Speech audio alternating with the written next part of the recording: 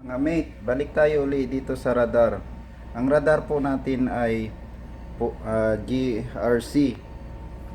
Ibabalik natin kung may natanggap ako na mensahe galing sa opisina. Ito po ang mensahe. Sabi niya, babalik daw kami sa Ancoraje. Ngayon, ang gagawin ko sa radar ay hindi na ako mag-i-input uli. Diba yung radar ko ay GRC? Ngayon, ang gagawin ko ay i-reverse ko lang siya. Kasi nakagawa na ako ng dati. Ngayon, tingnan natin kung paano mag-reverse. Diba yung radar natin ay naka-standby mode. Ngayon, pupunta tayo sa route. Tapos punta tayo sa routes operation. Tapos tingnan natin kung reverse. O yan, no.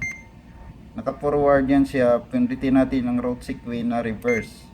Para yung pinanggalingan natin dati ay mapuntahan natin. O, tapos in-exit. Tapos exit. O, yan na.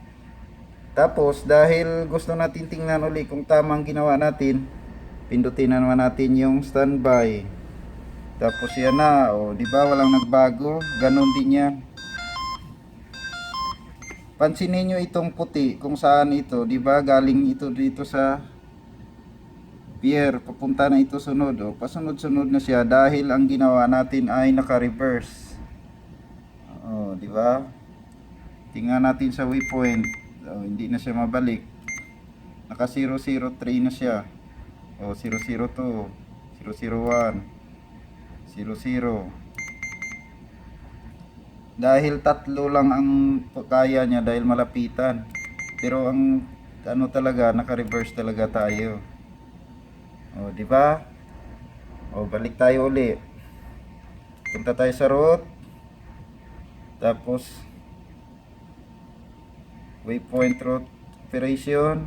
Ang gagawin natin ay ibalik natin. Naka-forward yun siya nung pagdating natin.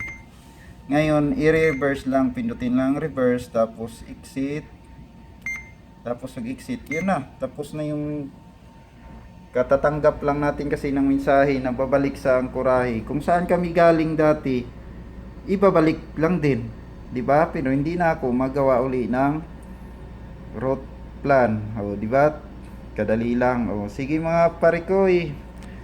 Yan lang ang masasabi ko. Pero chinik ko pa rin uli ang ginawa ko. Baka may nangyari o kaya ginalaw. O chinik ko. Yan na. Sinunulat ko naman uli. O sige na. Salamat na sa panonood.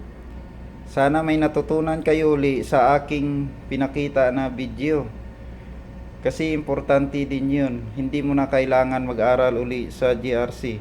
Ang kailangan mo lang ay i-post mo lang yung ginawa ko at saka ulit-ulitin. Kailangan i-upload mo lang yon o kaya i-save mo sa iyong cellphone para pag ikaw ay magiging segundo, madali na lang ang trabaho. O, di ba mga parikoy o kaya mga mate? O sige, salamat uli. Kung gusto niyo ako sundan, sundan niyo ako sa aking video na sa Notice Mariners, how to correct Notice Mariners BE.